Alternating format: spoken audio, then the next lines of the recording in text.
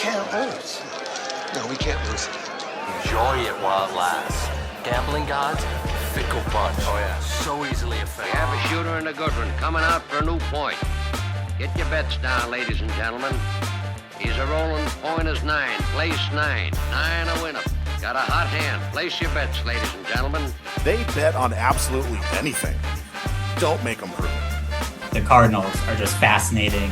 You know, they have a win total of 3.5. The only teams that have had a lower win total are the expansion, Carolina Panthers and Jaguars in 1995. You're tuned in to Gambling with Good JuJu. Welcome in, everybody, to Gambling with Good JuJu. I'm your host, Peter. With me, as always, are RJ and Kurt. And we are excited for week 1 of NFL season. Welcome to the kickoff show. Yee. You jack, Kurt? I'm not really feeling this week. Why? I don't think the Niners are going to win. Oh, boy. Yeah. Who are the Niners playing this week? The Steelers. You think they're going to lose outright? Yeah. And the Steelers are what right now? Plus 2.5. Plus 2.5. Yeah. Well, as we're going to hear on the show, that's a potential teaser. Yeah. I'll be betting that. Everyone stay tuned. Coming up, we have a great interview with Ben Fawkes. He's going to break down some of his background and give us a little insight into what things are looking like moving into the NFL season. In addition to that, we've got our latest squad ride for week 2 of college football, and we're going to celebrate the start of the NFL season. We're going to talk a little bit more about what we're excited to be gambling on and how we have fun during NFL season here in the Real Juicy Garage. Whoa, weird. Yeah, I don't know. I'm excited for it. This is a mecca for anyone in Central Illinois for Bears football games. Yeah, I'm excited. I'm going to have some sausages and... The group text thread for it is already up and popping. People are talking about taking Monday off of work. Vacation day. Shout out Billy and Michelle for that. Yes. And I'm on call. Of course. So you already think your team's going to lose, and you're on call. It's going to be a terrible weekend. I'm surprised you didn't take off Monday. I can't. You're not allowed to just because you're on call? Yeah, I'm on call Sunday. So you can... All day and all night. Yikes. You're still gonna party with us, right? Like maybe not drink, but you're still gonna be at the garage celebrating with us. Yeah, I'll be in the garage. Have a sausage. No booze, just sausage. All right. Booze for week 2. Have a sausage at Real Juicy's. We're over here trying to get all excited for week 1, and Kurt's like, Debbie Downer. Let's just go to week 2. I don't get to drink when I want the 49ers. I don't get to ride my bike home drunk after the Niners game, Pete. Without a helmet on, no light on the bike, at 10 o'clock, weaving in and out of traffic. Oh, he was not going to be over here that long. We're going to kick him out at 8 o'clock. I mean, Sunday night game. Yeah, that'll be fun. Giants, Cowboys, right? Cowboys, yep. All right, we're going to get into all this stuff. First, we want to recap what we dealt with our squad ride this weekend. It looks so good. Not that we were watching, we were just looking at our phones. Holy smokes, Central Michigan was right in it until they weren't even close. We were all so hyped at that concert. We were looking at the scores, and it was like... They go 3-0 at halftime or something. Yeah, but they were winning that game outright. And it's like going in it's in the third quarter, and we're down 3, right? Yeah. And we have 14.5. Easy. It's like, oh my God. Unbelievable. And we're in a concert, all 3 of us together, while this is going on. And we're looking at each other going, guys, are we going to go undefeated on the squad ride this year? Totally. And then Michigan State showed reality up. Hit. And then the Big Ten school showed up. Yeah. Oh, well, we thank Gianni the Gambler for giving us that pick. We always appreciate the free picks that are given out that we're able to tell. Fun. And so for this week's squad ride, we are turning our attention to Ben Carey, founder of Capwise. You can find him on Twitter at Ben, B-E-N _Carey, C-A-R-Y _. And the pick we're riding with Ben this week is UCLA, San Diego State over 48.5. It's a banger. Banger. Overs. It's a fun West Coast football, playing an over total in the 40s. I like it. Probably at nighttime. One. All right. right. We're going with Ben Carey and UCLA, San Diego State over 48.5 points. Yeah, good luck, Ben. Good JuJu Squad Ride. That's the one. Thanks in advance, Ben, for don't ruin increasing our my lives. bankroll. Yeah, if we go 1 and 2, I don't know, we might have to cut the segment. Well, we don't actually have to talk about college football anymore because it's week 1 of the NFL season. We got to talk about some things. So first of all, we have a tradition where we meet for all the Bears games at our good friend Ryan's house here. Right. Every year, week 1, we show up with the most energy you will see all season. So we got Kurt's 49ers kicking off at noon. Yeah. Kurt, what time do you think you'll be at the garage? 9 a.m. Fantastic. So 11:30, Kurt will be at the garage. 9 a.m. I'll be over at around 11 a.m. with the kiddos. Oh, really? We'll Neat. get them going with your guys, and we'll be there for the entire first set of games before we hit our main entree. Bears, Packers, week 1. Spoiler alert, audience. I'm not bringing any kids. That you know of. Yeah, it'll be fun. At least gonna make some eggs. Boom, boom. So we're doing 2 different meals over here. We're doing eggs Well, for we're gonna have to. breakfast. We're gonna and watch then 2 we're doing games. sausages. Yeah. And we will all be excited to kick off our favorite activity of the football season. Gambling. The pick to click board. Oh, yeah, pick to click board. Yeah. Let me give a quick rundown for the audience of what the pick to click board is. So we started this tradition, this long lasting tradition was started last year. And what we do, RJ, Kurt, and I each have to pick a player to go off. And Lisa. Don't forget Lisa. No, I'm going to get to Lisa okay. in a second. All right. Sorry. We pick a player and they must go off. No unders in this game. You got to pick an over. It could be receiving yards, passing yards, touchdown related, player prop overs. And then throughout the course of the NFL season, we track our performance on our individual picks and hope to beat each other. Here's the wrinkle. We've added Ryan's wife to the equation and she gets to pick any bet she wants. Yeah. And the goal is beat each other and don't fall behind Lisa. Right. Who I believe did get second last year. And last year she did beat both RJ and I. I got to give it to her. Like by about week 5 or 6, she was watching. Dialed in. She was dialed in. We're watching. She was like listening to shows. Yeah, listening to Adam Chernoff and yeah, she was into it.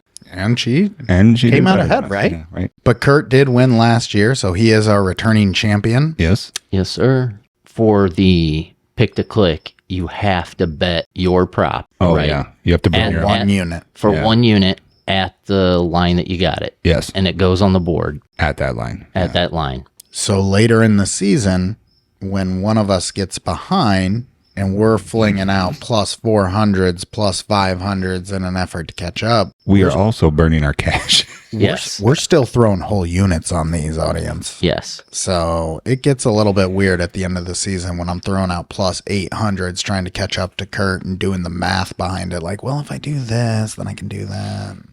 Yeah. It's fun. Justin Fields over rushing yards was a very popular play last year. I think it'll be very popular this year. I think you're right. Hopefully we get him a little bit more protected. Less running, more throwing. Let's go, boys. Let's go, boys. Anything else on the pick to click, or are we just excited for it coming up? I cannot wait. I'm so excited for pick to click. I got my eyes on that board right now. So before we get off the air and jump over to Ben and our interview, boys, give me one thing. What are you most excited for coming up this NFL season? I'm going to start with Curtis. What am I excited for this NFL season? Besides making a lot of money on NFL player props, I'm excited to see what happens with the NFC and how that's going to shake out. We pretty much have a good idea what's going to go on in the AFC with the Chiefs, Bills, Bengals. Those 3 teams looks like they're going to be the front runners in the AFC, while the NFC is pretty much wide open. I think there's issues with every single team in the NFC. The Cowboys have issues, the Eagles have issues, the Niners have issues, and really, it's going to come down to whoever gets hot in the playoffs for the NFC. So I'm really looking forward to see how that shakes out, and I don't expect the Niners to be there in the end, per usual. Yikes. Wow. You think they get close and no cigar once again? Yep. Well, that's not good for the bet we all made. I think they lose to the Cowboys or the Eagles or the Giants. Make a playoff run, but Yeah, they get to the divisional. yeah, And I Brock, got you. And Brock lose. Purdy to the promised land. Brock Purdy. Calling it right now. RJ, what are you most excited for this year? I'm excited to see the Packers lose. He's finally gone. No way they've done it again, right? And they just rewrap a legendary quarterback. Our entire lives as Bears fans, we have dealt with a stud quarterback in Green Bay. Yes. We are turning 40 this year, and our memories are exclusively Brett Favre and Aaron Rodgers. It's the most consistent, amazing run from one organization at the most important position that we've ever seen. And finally, Jordan Love, you suck. I want nothing to do with you. I hope you're the worst quarterback in the NFL. Yeah. I mean, I think they're due for some negative variance here. And that ties directly into the only thing I care about this NFL season. There is one thing and one thing only. Do the Bears have a quarterback? Oh, boy. Yeah, that's a big question. Someone for the next 10 years. And I think we do. And I cross my fingers that we do. And I'm excited to see a Bears offense that is fun to watch. Yeah. And a team whose success isn't purely dictated by the defense, which is something we've never seen in our entire lives as Bears fans. Please, please, please, one time, can we get a garbage quarterback in Green Bay and a winner in for the Bears? We're not asking too much here. It's all I want. It's all I ask for. I'm just asking for the two most storied franchises in the NFL to Flip-flop. It's been 40 years of this. It has. At some point in the natural progression of an organization, it should swing that way. Yeah. And I think it's time for us to have a better quarterback than the Green Bay Packers. That's all I care about. Gambling, whatever, we'll be fine. We'll survive. We'll get there. Do I have reason to think the Bears are a meaningful contender for the next 10 years? Love it. Now, what's the mood going to be if Jordan Love throws for 280 and 3 touchdowns and the Packers win by 10? He's going to. I'm going to burn the garage down. JuJu. We fully expect that to happen, right? Yes, absolutely. Romeo Doubs is going to look like Devontae Adams, and it's just business as usual in Green Bay. It's going to be the Green Bay Packers surprise and win the division this year because Jordan Love turns out to be the next top-tier quarterback in their organization. And it's not deserved. There's no reason it should happen, but it's going to happen for no reason other than that's been our entire lives.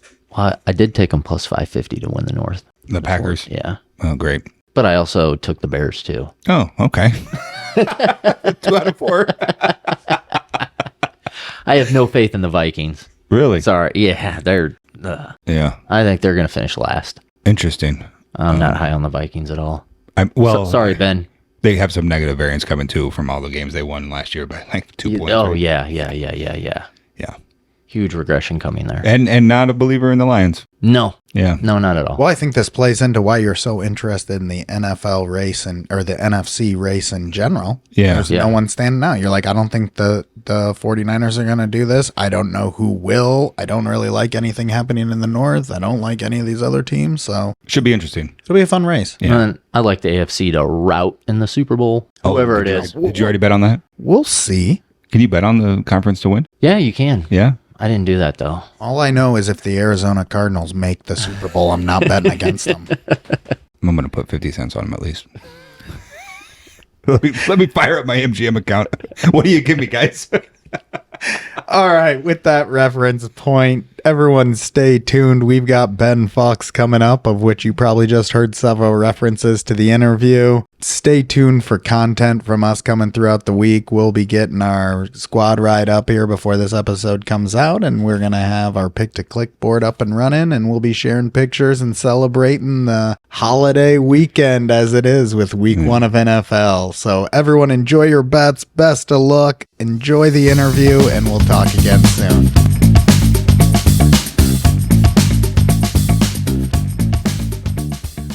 We welcome into the show former Vice President of Digital Content for VEASAN, Ben Fawkes. Ben, thank you so much for taking the time to chat with us today. We're excited to have you on to help us kick off the start of NFL season. Now, let me get this straight real quick. Born in Brooklyn, college in California, large portion of career spent in Connecticut, until now finding your way to Vegas these last few years. And I'm supposed to believe you, sir, that you're a fan of all teams Minnesota? So you've done your research, guys. Happy to be with you. Yes, a very odd combination. My dad is from Minnesota, and my mom actually from Cleveland. So Midwestern parents, but the sports lineage went with my dad. I don't know whether to thank him or not, because there's been a whole lot of heartache, especially with the Vikings. Technically, the Twins have won 2 World Series in my lifetime, though I was very young when they won in 1987 and still pretty young when they won in 1991. And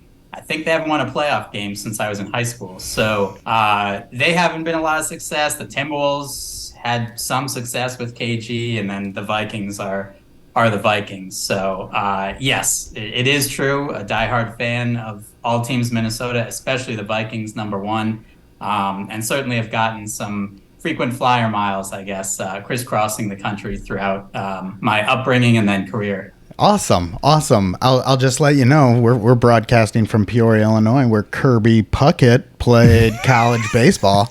So Yes, there you sir. go. Kirby Puckett had a little background in our town. So Well known fact. Yeah. Awesome. Well, just so you know, I don't know if he intentionally wore that Bears hat or Obviously. not, but we'll keep it friendly for the all sake good. of tonight. It's all good. It is the NFL kickoff show. And I apologize, but 3 people I spoke to the past couple weeks had Bears under 7.5 as one of their best bets. So Oh. that's not me. I'm just reporting where some of the action is. Ben, we're going to get into that a little bit here, buddy. Hey, yeah, I'm optimistic. I mean, we've got a quarterback, hopefully for the first time ever. So come on, give us a little bit of breathing room. Yeah. We're gonna actually break down that here in a little bit. All So right. we'll get to that here in a second. Don't make me defend Justin Fields right now. So what about from a background perspective? What were the sports and leagues? What were you most into growing up, and what has followed you from a fandom perspective into adulthood? Yeah, so I was basically a big fan of almost all sports. I was the kid growing up who would get the New York Times, glance at the front page, toss it aside, and then read the sports section, cover to cover, and basically played baseball, played tennis, tried to play golf, but then it messed with my baseball swing, so I had to give up golf. Played soccer throughout, and just played soccer and baseball in high school. Those were kind of the biggest sports, and I think you learn a lot of lessons playing sports, and I think that's why someday, hopefully, when we have kids, I definitely would encourage them to play, just because I think you get to experience a lot of things, especially coming from a place like Brooklyn, play with a lot of people, different races, religions, socioeconomic status, just a certain melting pot you wouldn't otherwise get. Versus, for example, in my high school, you're dealing with like people who, their father owns Seagrams, right? Or like half the parking garages in New York City, or a different, stratosphere of wealth. And so I think sports kind of allowed me to interact with a lot of different people like that. And I just also love kind of the competition and camaraderie and all of that. So it was always kind of a big part of my life growing up. And then as a fan, just kind of following it, I always liked seeing the box scores. Randomly, I was a Seattle Sonics fan for a large portion growing up, primarily because I liked their logo. And I liked Sean Payton. I liked, Sean Payton. I combined them, Gary Payton and Sean Kemp, Detlef Schrempf, all those teams. I remember being allowed to stay up to watch that 1996 finals against the Bulls. And obviously, before kind of the internet in its heyday, all those scores would be too late for the edition. So you go like, oh, what happened to Sonics? I guess I'll have to wait. They played on Monday night. I'll have to wait till Wednesday to find out. So a very different time, but sports was always just something pretty omnipresent in my life. And then, I'm lucky enough that continued in my job. So are you New York City proper, born and raised? Born and raised in Brooklyn, yeah. Brooklyn, in Brooklyn. Okay, now for those who are unaware, Ben has almost 15 years working in the sports gambling space, both at ESPN and VEASAN. Ben, was ESPN your first job out of college, or how did that opportunity come about for you? Yeah, so I had a great time to graduate in 2009 in the middle of a recession. And so like I think a lot of kids who grow up in New York come back from college and live at home anyway, even if they have a full-time job, just because rent is so brutal. So a lot of kids I knew were going back to live at home, but they had jobs. I did not. And so ended up kind of working for a couple startups. One was on using Facebook. They were trying to basically like monetize the birthday. I don't know if you remember that birthday function that Facebook has, but like it would say, January 4th is so-and-so's birthday. And then they would use a bunch of merchants and you could send somebody like a gift card on their birthday or stuff like that. Not exactly my passion, and also was working for free. So the combination of those wasn't great, and was doing just kind of a bunch of odd jobs, really. I had an internship with ESPN, the magazine, when I was a junior going into my senior year. So I guess the summer before my senior year. And really, really liked it. Almost probably acted too much like I belonged, even though I definitely didn't. And was able to learn kind of their content management system, their CMS. And so unlike a lot of the interns who were mostly logging tape, which would be by far the least, I don't know if you guys have done that before, but it's essentially you play the tape, you pause it, you type what the person says, you play more of the tape, rinse and repeat. And so I was basically able to put in stories online, and that kind of came in handy after I graduated when they needed essentially cheap labor for some stories that they didn't want to put online. So I don't know if you remember, ESPN used to do the magazine used to do the ultimate standings, where they ranked like every single franchise in the big four sports. So I think it was like, whatever that is, 120 some teams. Each one of those had to have its own individual page. And obviously the editors there were kind of like, well, I already got a full workload, can somebody handle that? And I was able to kind of start by doing that. And then that slowly grew to kind of nights and weekends and a bunch of other things. But that was kind of the genesis of it. Was I had an in to kind of have an opportunity to get the internship, then had the internship, then hopefully maximized it, and then kind of was waiting around a bit, doing a bunch of odd jobs, kind of hoping that would come through, because all the other things I was doing, I wasn't kind of as excited about after I graduated in those 6 to 8 months. Were you into the gambling space and the fantasy space and all the kind of sports industry of gambling prior to taking on your role at ESPN, or did you kind of discover that through the job? So I was in it a little bit, but to the extent only like, I like to say everyone who grows up in Brooklyn is around gambling a little bit. Right. So it's in the air. And there was a kind of pool that I think must have started in high school, where you pick one NFL game, you pick every NFL game every week. And it's like, $5 to enter. And so that was one kind of that I started doing with my brother. And it just kind of gave you a different perspective. It's almost like whether it's the Matrix or Plato's Cave, whatever allegory or analogy you want to use, kind of like once you see that light, it's hard to go back to just watching sports or talking about sports as which team wins and which team loses. And so once you kind of view it through that prism of gambling, again, I'm not a big gambler. I barely put any money on games. But once you kind of cover it and see it through that angle, it's tough to go back. So that was kind of the start. And then in 2010, when I was doing a little more at ESPN, I was editing all of Chad Millman's columns and his podcast. Chad was then eventually the EIC, the editor-in-chief of ESPN, the magazine, and then ESPN.com, and then went on to start Action Network, where he still is. Maybe it's just Action these days. Yeah. And still does the podcast that he was doing at ESPN as well. But editing some of those columns was kind of, again, the other introduction to it. And, really just happened because I didn't really have anyone else who wanted to do it or knew anything about it. And I think I would advise most people who are very, new at a certain job to jump at opportunities. I jumped at the opportunity and just kind of started, learning about the lingo and what's a favorite, what's an underdog, what's a parlay, kind of learning all the language and terminology, as well as some of kind of the players in the space and who the bookmakers are. And obviously some of that's changed since 2010, but you'd be surprised how many people are still in the game, as it were, here in 2023 as they were back then. So the podcast that you referenced there, that was the Behind the Bets podcast, yep. Correct?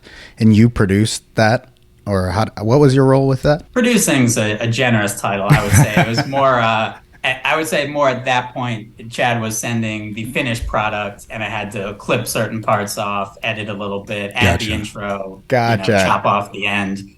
You could say produced, but for the most part, it wasn't like I was coming up with topics or anything like that. Sure. No, we're gonna go with that. As you moved along at ESPN, then you really got involved with the sports gambling digital content piece over time, and really grew that yourself, didn't you, or to a certain extent? Yeah, I mean, one of the things I really liked. So I was working eventually in 2011. They basically gave everyone, I guess it was 2010. They gave everyone at ESPN the magazine basically a 1 year, I don't know if ultimatum is the right word, but they essentially said we're moving ESPN the magazine to Bristol, Connecticut from New York City. The magazine had an office essentially right across from the Empire State Building in Midtown. Obviously a big move for a lot of people, but as a single guy who was 23 at the time, 23, 24, it made a lot of sense for me to at least see what this opportunity looked like. And so that was kind of through ESPN Insider and working with them. There was more gambling content we were doing. There just wasn't a home for it, right? So if you did like a best bets NFL week 1 picks column, it would hopefully go somewhere on the NFL page. It would go on the Insider Index, which was nobody was managing it at the time, so it was just like a page where stuff was dumped on.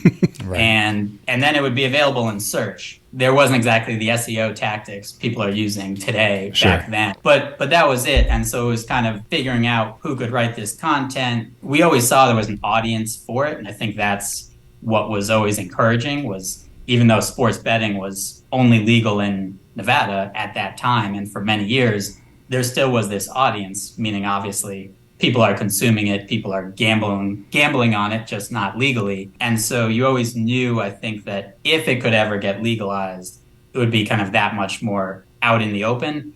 But there was always that audience for it. And so what I liked a lot about it was kind of like as close to a startup at ESPN as you're going to have, which is obviously a very, very corporate, very red tape, big company under Disney. And it was a lot like, hey, let's experiment over here and see what works. Ben, kind of do your thing. And it was nice to have little supervision at that point. Because again, as long as you could see there were numbers associated with it, and you had to obviously kind of have reputable writers, and which is difficult in the gambling space, and grow it from there. But we were able to kind of steadily each season, I think, add stuff onto the content budget while obviously still having other things. I was covering the NFL as well and covering the NFL draft. And so it was really a part-time part of my job. Okay. It was more a hobby, I guess. Yeah. That I was growing versus the full-time job, which was like running the NFL content. Eventually switched over a little to college football, did a little U.S. men's national team as well. Always was doing the gambling stuff on the side. But kind of had different other focuses as well. Yeah, it's kind of fascinating. Like, it wasn't that long ago, there was no gambling content on television. And now it's like you can't watch a single minute of ESPN without them talking about gambling. That changed in our lifetime. That's kind of neat that you were on the front line of that. Our lifetime, it changed in the last 10 right, years. Exactly. Yeah, it was always... what the best way to phrase it, you knew why people were watching the games, right? The NFL, there's fantasy and there's gambling. Right. And there's also the fans who are just watching it. But I think fantasy football had a similar trajectory of, now it wasn't illegal, right? But it wasn't accepted. It was kind of like, who are these nerds who want to play fantasy? Like, go back to the basement or, your mom's garage, wherever. and eventually with kind of, Matthew Berry and a lot of others became a lot more mainstream. And then all of a sudden was on TV and was on SportsCenter and had its own shows and podcasts and all of that. And sports betting has had a similar trajectory. It just really needed it to be legalized, right? Chad started Action Network in 2017. VSiN started, I believe, also the Super Bowl in 2017. Sports betting gets legalized in 2018. I think you would have seen a natural progression, but I don't think it would have been anywhere near as quick if PASPA hadn't been repealed by the Supreme Court in 2018. Yeah. So you need Adam Silva. You need New Jersey. Exactly. You need FanDuel and DraftKings. And there we go. Now we're watching live lines on every play. Yep. So one of the things I don't think I was actually even aware of, your primary responsibilities while at ESPN were more on the reporting side of the business? No, I would say I was more an editor. Gotcha. Yeah, so I was more in charge of, for, let's say, back then, for Insider, what are our stories this week? What is Aaron Schatz doing for then Football Outsiders? We had a couple of other writers. What's Mel Kiper doing? And slotting those in Monday, Tuesday, Wednesday, Thursday, Friday. What are we doing for the weekends, pregame, postgame, all of that. Gotcha. And then anything else as we went along, kind of me reporting was the either I'd say secondary or tertiary option, because we had David Purdom, who does a great job, and I was his editor. And then if Purdom couldn't handle something in the whatever that was, probably 2014 to 2016 range, we had Darren Ravel as kind of another backup as well. So we always had kind of a bunch of people, and then if both of them couldn't do it, or there was a different idea that I had, I would do that. And that was the start of kind of me doing a little more reporting, which is something I enjoyed. It was just, that wasn't the primary goal, primary job. And then obviously it takes a lot more time too. Right. Okay, so you split your responsibilities across a couple of different areas within ESPN that necessarily weren't even directly tied to one another. Then is that fair to say? All different, two sides of the same coin, I would say. Yeah. Okay. It's more like, hey, we need this, this story by Wednesday. Can Purdom do it? If he can't do it, can Ravel do it? If he can't do it, and I still want the story, then I need to do it. There you go. Awesome. But the genesis is still, hey, as a section, we need this story on Wednesday. Yeah. Gotcha. Okay. Well, so let me ask this: for those of us who don't get the access to ESPN that you were obviously able to have, what can you give us a cool experience or something from your time there that stands out in your memory? Yeah. I'll give some of the PG stories, I guess. Okay. Hey, we'll take others, but you give me whatever you want. For the Patreon. We'll do those offline. Awesome. No, I think, to me, the biggest thing that stood out and that was just very cool about ESPN in general was, they call it the campus. There's, I think, 16 or so buildings. And It's a lot of people, especially young people. I think it's 3,000 or so people who work there. A lot of people post-college too, so it's almost like a college environment when a lot of people have just graduated from college. A lot of people live in West Hartford or Bristol or some of the surrounding towns and go out to the same bars, and you see the same people. And then also, the ESPN cafeteria, I'm sure people have seen the commercials from, years ago.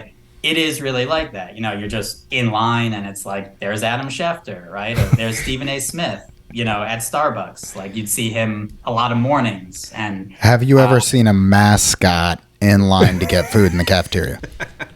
Was that your favorite? Was that your favorite one? We did see some stormtroopers walk up. I remember that one day because they were shooting a commercial. There you go. All right, that counts. But no, I think for me, a lot of the great memories are at the NFL draft. So I was editing a lot of stuff for Mel Kiper, and then I was working with Todd McShay as well, and just kind of being in the process, especially of kind of making those grades. And it was kind of a three-man team of people, including myself and Kiper, who would go through every single team, and we had the printouts of every pick. And you'd go through for the Bears, and you'd go, oh, kind of like that. What do you think? And Mel would say B, and I'd say, oh, it's more like a B minus. And look, he's not going to go with my answer every single time, but he would listen and take input And obviously, I'm seeing different things in terms of, keeping track of who traded certain picks or if they traded for players or all this stuff that obviously he can't see on a broadcast. He's very focused on next pick, next player. There's so much going on. So I think just a lot of those times, certainly a lot of them at a bar or surrounding a bar, and kind of, us putting together those files because, I love people think that somehow Mel goes on TV for 20 hours straight and then churns out 10,000 words of his draft grades that's out, 4 hours after the draft. It's like, the guy's a machine. It's like, well, there's a couple people behind the scenes, helping out with those. But I think those are definitely some of my favorite memories, and just kind of working, the process of working with Mel and then later Todd on those, and just kind of the relief then once it's, 2 a.m. on Sunday morning and the grades go out, and it's like, all right, now I can have a beer or three and enjoy the rest of the night. So let me ask this. Did you ever talk Mel Kiper into a position that then did not go well? That's a great question. Probably. Odds are. And anytime you're ever standing around like, oh no. Position, I would say, is strong. The biggest difference I'm going to have is like a C to a C plus. Yeah, or something. I gotcha. I do remember, I think he had, and I didn't know the player, he was pretty low, I think, on that Seahawks draft, which turned out to be one of the best. Yeah. With the Russell Wilson and a couple others there. I think he gave it like a C something. Yeah. And then the regrades next year was obviously like an A. But look, that's why you do it. You open yourself up to those things, obviously, by doing the exercise. And even though everyone complains about it, it's one of the highest traffic pieces consistently year after year. And there you go. People love it. So you got to also follow where the readership is. I think complaining about it's one of our favorite parts, isn't it? Of course. As Americans. I always picture Mel Kiper like an accountant, like stressing out about tax time, right? He's sitting there. He's got a little visor on. And then his tax time is like 4 straight days on ESPN. Then it's like you said, let's have a couple beers. No, he's a machine. He doesn't go to the bathroom. His mind is just like a steel trap. I mean, he can recite things about previous drafts and all of that. It's really it's incredible. He's one of the people. That's why he's the best. You just point the camera, and that's what you're going to talk about. Now, if you're probably going to talk about like American Idol or something, I don't know if he's going to have the same level of knowledge, right? It's going to be a narrow focus for him, but he's unbelievable at that. And then, those guys are so tired at the end of all that because they've done so many media hits, and then throughout the draft, it's a long couple days, but it's a ton of fun. I'm guessing it's a toll on you as well in the background, correct? Yeah, it's a mix because you don't do as much during the actual draft, and then a lot of you're on the digital side is post-draft. Yeah. So it tends to be like, make sure you eat dinner because after the draft, you're going to be working for 3, 4, 5 hours. Because obviously a lot of the stuff you want to have posted really for the next morning. Right. Few people are reading it at 2 a.m. Eastern. Gotcha. On the Friday morning after the round one. But yeah, it was a ton of work, but a ton of fun. Now, in 2021 or 2020, then correct? You made the jump over to VSiN, and you essentially were running their digital department, correct? Is that where you netted out in the jump over there? Yep.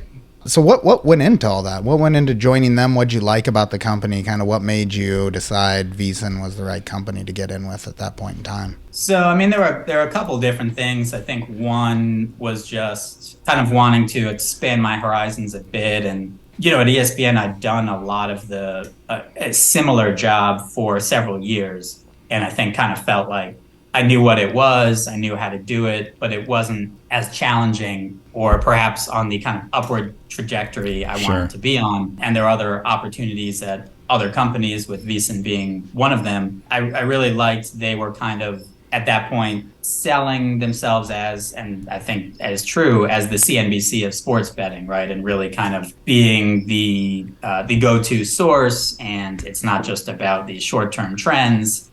And really in the sports betting space, it's very, very difficult to get top tier talent, right? Both kind of people who are, good on air, people who are interesting on air, people who don't have any skeletons in their closet in the background, people who can write, people who can also be on a podcast.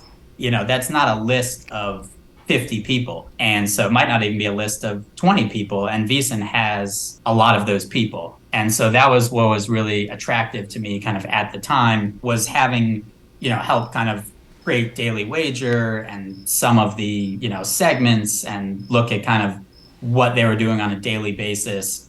I felt like I at least had a little experience in the TV world kind of from the outside. And obviously ESPN has 1 hour of programming per day of gambling, and VSiN has 20. Right. So, there's a whole lot more and a whole lot of opportunities as well. And I think the ability to kind of speak to different tiers of sports bettors as well. VSiN has certain shows that cater a little more to intermediate to advanced sports bettors, and then some that are more kind of the, morning talk with sports betting. And then some, I wouldn't say are for novices, but a little different, right? Or like Lombardi Line, you're going to be talking about football. It's probably not going to be breaking down the day's NBA games and other things like that. So just a wide range of topics, the ability to do kind of similar things with digital and social. And then for me as well, the ability to get some more experience on air. Yeah. And for me, that was something that, really wasn't going to happen at ESPN. And so it was something I wanted to see if there's kind of a future with it. And, the worst case is you get a lot of experience and somebody says, you know what, you could probably give this up. You're not very good at it. But I wanted to see kind of what that would look like. And so that was great to be able to get kind of a ton of reps and go on other shows and go on some bigger programs and podcasts and just have that kind of weekly cadence of providing content, figuring out what you're going to talk about, where the camera is, not being nervous, all of those types of things in a live environment, so remembering not to curse, all those fun things. But there was a much bigger kind of opportunity at VSiN. And then, I'd always wanted to live in Vegas, and Sure. Thankfully the girlfriend who is now my wife was willing to make the move with me as well. So it all worked out, but as I understand it, I don't think in any relationship, it seems like the woman is never very excited to come to Vegas. The man in the relationship is like, let's go. This is amazing. And from everyone I've spoken to, the wife is kind of like, gave it a shot for a couple of years. Ben, I'm just trying to get a vacation from the wife out of Vegas. All right, so that actually leads to an interesting follow up here. What got you more excited in the role? Successes growing the digital content, the on air host responsibilities, or was there something else there that really kind of got the motor going? I mean, I think for me, it's always the digital first. That was the big charge, was to kind of grow the brand of VSiN and the kind of ability of them, or the recognition for them to be a website as well as kind of a media network, right? Because I think people think of VSiN, you think of TV and podcasts, and that you're not really thinking of the website. Hopefully over the last couple of years, now you're more thinking of the website, but just kind of having that and trying to build that in as well and integrate with the on-air product. I think now if you look at VSiN, there's a lot more on the right rail and the bottom of promoting podcasts, right? Promoting certain articles, promoting the guides.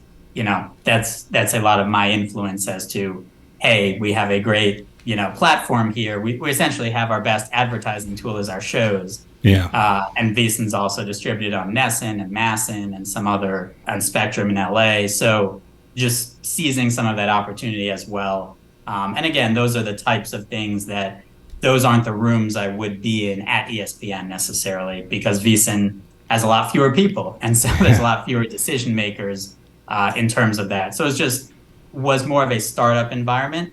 Obviously a little different once they were acquired by DraftKings, kind of a in-between state, but that was a lot of the things that I liked. Yeah, I was impressed first time walking into Circa and like seeing the studio up there. I'm like, oh yeah, this is like a whole TV studio. I don't know what I thought I was going to expect to see, but yeah, it's neat to see. And it's right there. Yeah, no, it's a great setup, and I think it has one of the best backgrounds of obviously looking out kind of onto the Circa book. So with you now self-described on your Twitter profile as a free agent, what do things look like for you here moving forward? Yes, I'm doing a little writing for USA Today, the Bet for the Win section, and then kind of, I guess to keep it broad, have some irons in the fire, and otherwise just kind of looking for a full-time opportunity. I mean, I think there's a lot of things that interest me. A lot of people are kind of like, well, you could do so-and-so in this other industry. And to me, it's almost like I've built up such kind of, an expertise and had my whole career kind of in sports and or sports betting. I don't see myself selling insurance or being a realtor or something. Maybe that is the path, but I really think that, you don't, as they say, you don't really work a day in your life if you're working kind of what you're passionate for, passionate about. And I think for me, sports has always been that. I'll never forget the first interview I had at ESPN was with kind of a connection I had. And she asked me, like, why do you want to work at ESPN? And I said, well, I love sports. And she said, well, that's great. So do 10 million other people. What else you got? But it really is true. When you start at kind of that baseline, it's something you'd be discussing and reading about and doing anyway. So I think to be able to do that as a career just, makes it easy and seems like, man, we get paid to do this. This is great. That's awesome. So I read your article actually that you just wrote for the Win, ranking quarterbacks against the spread. First of all, very interesting article. I love the whole thing. But as a Bears fan, I found the ranking for Fields both complimentary and a little backhanded. What are your thoughts on Fields here from your perspective, bud? Well, that's a loaded question, I would say. Not as a Minnesota Vikings fan, as an unbiased observer. Fair.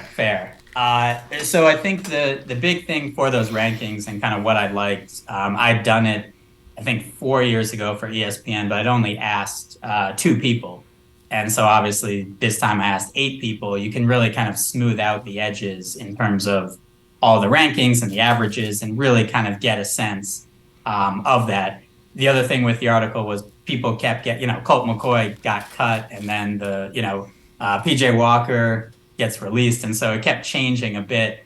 But the big thing is it's really the difference, the marginal difference between the starter and the backup. And that's the biggest thing. And so for the Bears, Fields is boosted a bit because Tyson Bagent is his backup. That's not a knock on Fields. It's just the reality that, if the Bears were, I don't know, a 4-point favorite against someone and Justin Fields is hurt, are the Bears going to be favored? Let's just say, I don't know, it's the Rams or something. Are the Rams are still going to be an underdog to Tyson Bagent in Soldier Field? Like, that doesn't seem likely. So you have to kind of see how many points you would switch. And again, it's not just an automatic, it's worth 5 points. There's obviously, depending on the key number and depending on the 2 different teams and the defense and head coach, there's a lot of other things that go into it. But that's kind of the simplest version, is that he was helped a little bit, I think, boosted because of the backup. And he's really in between season, I would say. Like, it's kind of a prove it year for him too. Sure is. That's what I'm excited about. Hey, where do you put Kirk Cousins? Ooh, yeah. I think he was around the same in terms of difference. Yeah. And I think with the same, there's kind of 2 ways to do it, right? You can I chose to do it with the actual starter and the actual backup. Right. Obviously, you could do it with standardized and just have Teddy Bridgewater as the backup quarterback for every team. What's the quarterback worth over Teddy, right? Sure. Or interesting. whatever backup you did. So if you did that, I think Cousins would be worth a little more to the spread than Fields. Yeah. Like Mahomes, I also asked that question to the bookmakers. He was number 1 no matter what, right? Now, having Blaine Gabbert backing him up probably gives him a bump, he doesn't even need.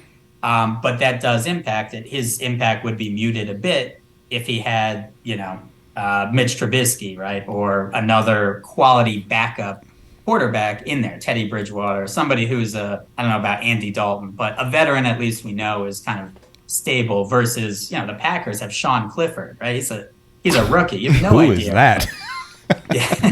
You have no idea what to expect from them. So when there's more stability, it's going to be, a little less of a difference between the starter and the backup too. Personally, I found putting the Arizona Cardinals in their own tier below rookies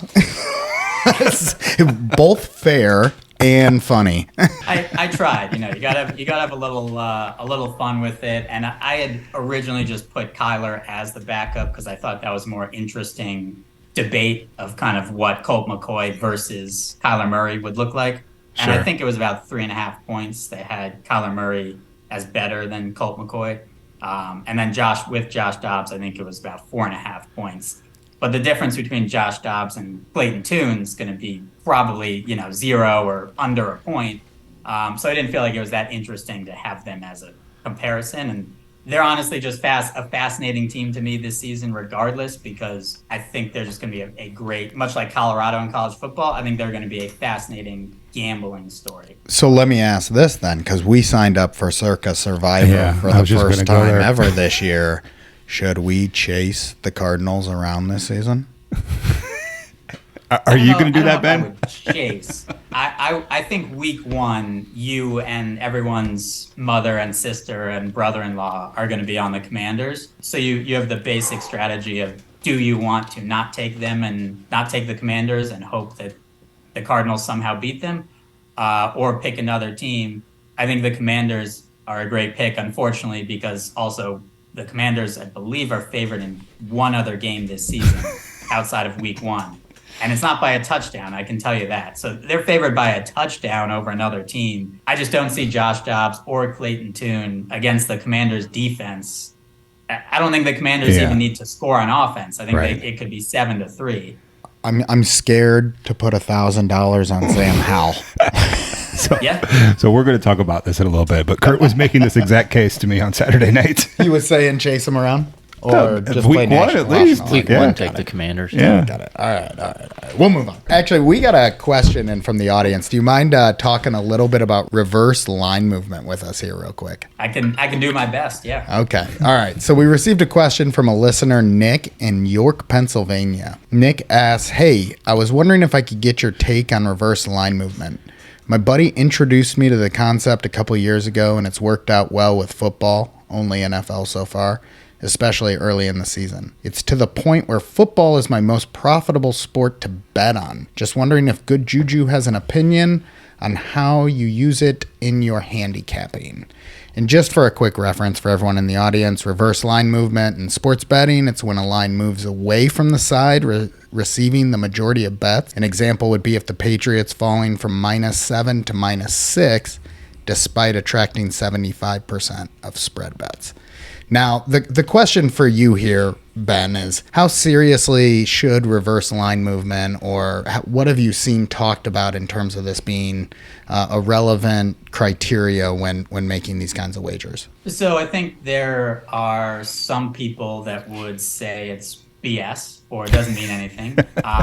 And there's some people who that would be their entire basis for making a bet. And I think I would probably be somewhere on that wide spectrum in between. I think it's you have to decide with your handicapping style kind of what is best. I think for me, what I've always encouraged bettors, and that goes for listeners and readers, is really think about why. Why am I making this bet, right? Is it because I saw one person on Twitter and they like the Bears -1? Cool, that's my bet. Well, you might want to have a little more reasoning for that, because if it wins, great, you add to your account. And if it loses, well, you lost. But either way, you didn't learn anything. You're not a better sports bettor after the game than you were before the game. So I think reverse line movement and line movement in general is difficult to pin down, because it's really hard to, you need to know why the line is moving, right? And so the line moving isn't necessarily always just because some respected bettors are playing the other side.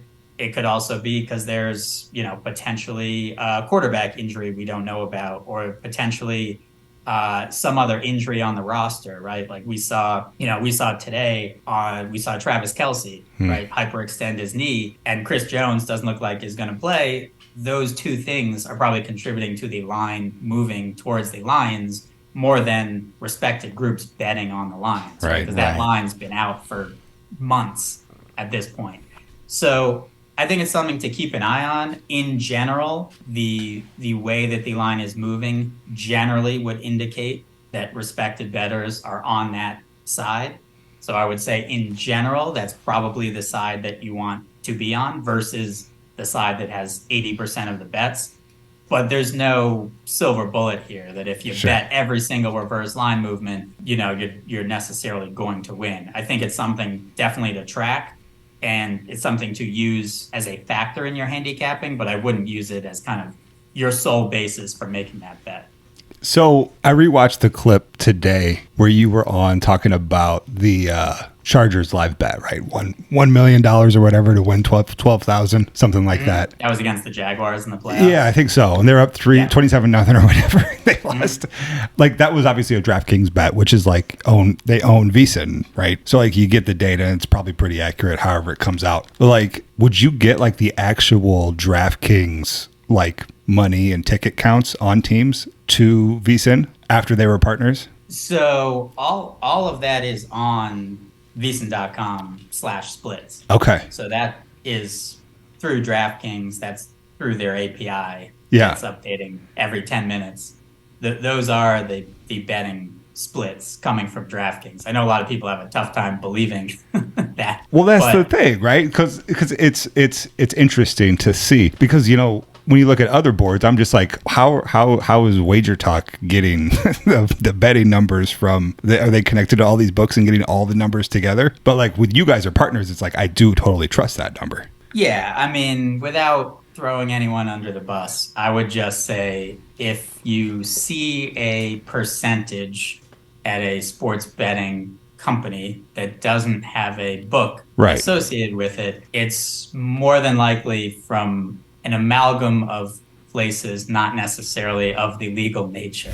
I gotcha. As opposed to one specific book. That again, people can say DraftKings has these pros or cons depending on which bettors they like to cater to. Sure. But the data is the data, and whether or not people like to use that, choose to use that, think there's any value in it, that's certainly up to them. But that is the betting data that is coming in. Yeah, that's one of the funniest bits to me on the whole like reverse line movement situation is like trusting the data that you're reading as far as the tickets and the money goes. And not to specifically call out Wager Talk, but like, Action Network, like they all have some sort of money and bet number splits.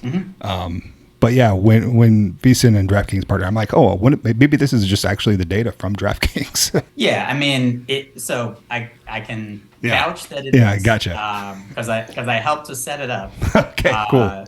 But yeah, look, the public isn't always the most discerning. Sure. Right? So you're going to see a number and you're going to say 80% of the bets. You're not going to ask what sports books or what states or what legality understand that number is. You're just going to say, 80% of the bets. Oh, man. Yeah. And so that's the difference between. Gotcha.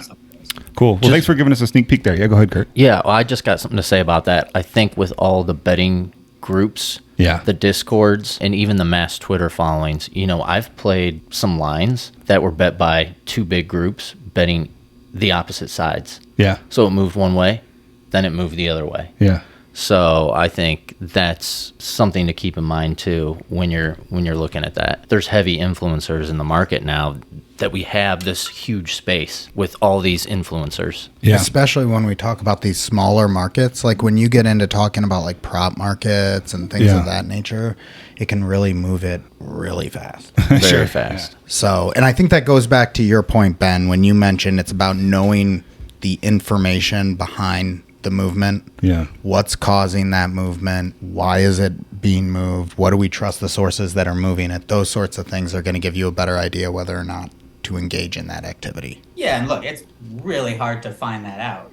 I'll be perfectly honest, right? Because you have certain groups that are respected and they can move the number, and then there's other groups that are also respected. They could be on the same side or the opposite side. Then there's also injuries. Yeah. Then there's times when the limits are lower versus higher. And ultimately, a lot of the public really wants to know, like, am I betting on the Chiefs or am I betting on the Lions? And a lot of the in-between, it doesn't matter kind of as much how they get there. Yeah. But it really has always been my charge at ESPN, at VSiN, now at Bet for the Win some as well. Like, you want to people should at least learn something, right? And so, like, a piece I have out now is talking to a bunch of people, respected bettors in the NFL and what kind of future bets they like, right? And agree, disagree, at least hopefully you learn something reading through that. And that's kind of always been what I've tried to have with my articles or the articles I'm overseeing at places, because sports betting is very hard. And you want to at least have some fun along the way and do it responsibly and hopefully learn something, because you want to be able to try and make more money next season or lose less money than you are this season, et cetera, as we go on. Well, that's our goal moving forward here. And that's our goal for hopefully for the audience as well. So, and Ben, if you need me for your next article on futures, Justin Fields MVP. Got it. Book it. Real quick here, before we let you go, I got two quick questions. Any storylines with the NFL right now that you're paying attention to, but you think the broader public's not paying enough attention to? I don't know if they're not paying attention to. I think for me, like, I always consider there, kind of two different types of gambling news, like hard gambling news and soft gambling news. To me, like, the hard gambling news is this respected group really likes the Lions plus 6.5. That's why the line moved. And, maybe you want to bet the Chiefs a lower number or follow that with the Lions, whatever. It's more kind of specific, geared towards a game. And what I like a lot is a little more of the context as well, or, historical things like that. That's why I bring up, like, the Cardinals are just fascinating. They have a win total of 3.5. The only teams that have had a lower win total are the expansion, Carolina Panthers and Jaguars in 1995. Wow. I think the Jets also had 3.5 a couple years ago. But nobody's been lower than that. Like, everyone else is at 6.5. They're at 3.5. Yeah. That's their lowest win totals. So, their Super Bowl odds are 400 to 1. Like, Sports Odds Database, which is a great, Sports Odds History, excuse me, has a great database of lines. Like, they have 400 to 1 odds to win the Super Bowl. It goes back to 1977. They've never had worse Super Bowl odds ever. Like, they're just, to me, a very unique team in that way. Kurt, did you just hear 400 to 1 on the Cardinals and go, where can I get that? No, absolutely not. I'm going to sprinkle on it. No. He only bets on about 20 teams every year to win the Super Bowl. Shock the nation.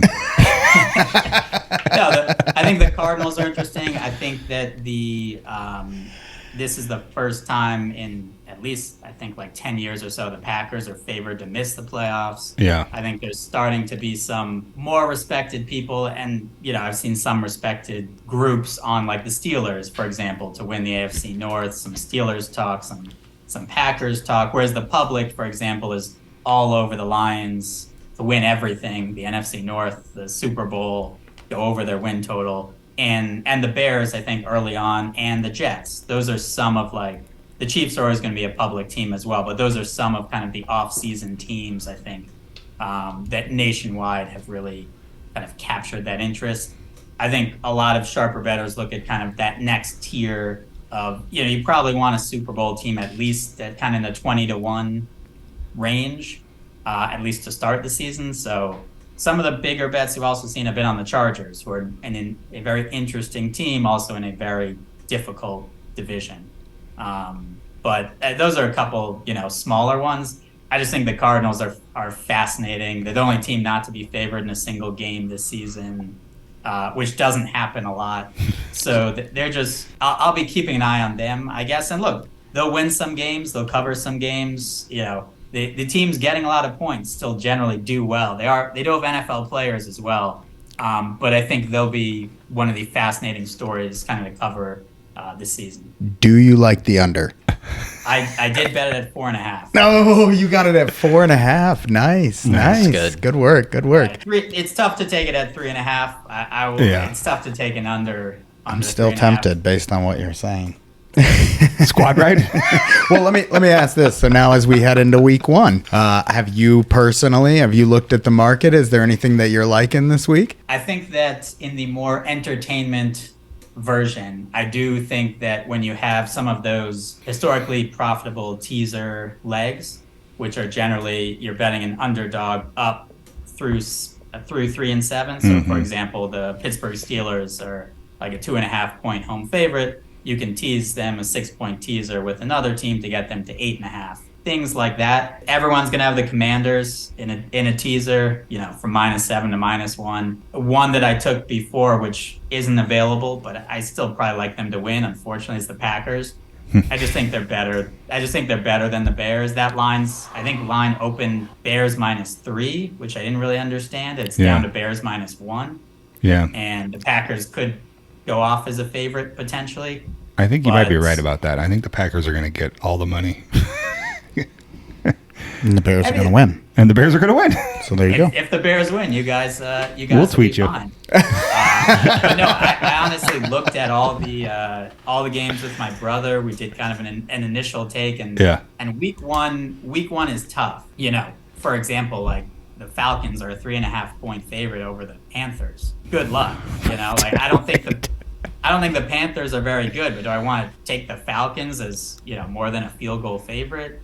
There's a lot of those games. Same thing with the classic kind of trap games like Jacksonville -5 at Indy, or the Eagles, in New England. Some of those, you want to be careful with some of those, road favorites as well. So week one, I tend to not bet as much and just kind of watch a lot and gain a lot of information. Because unless you really feel like I know a lot more about this team than the market does, which just as a PSA, you probably don't.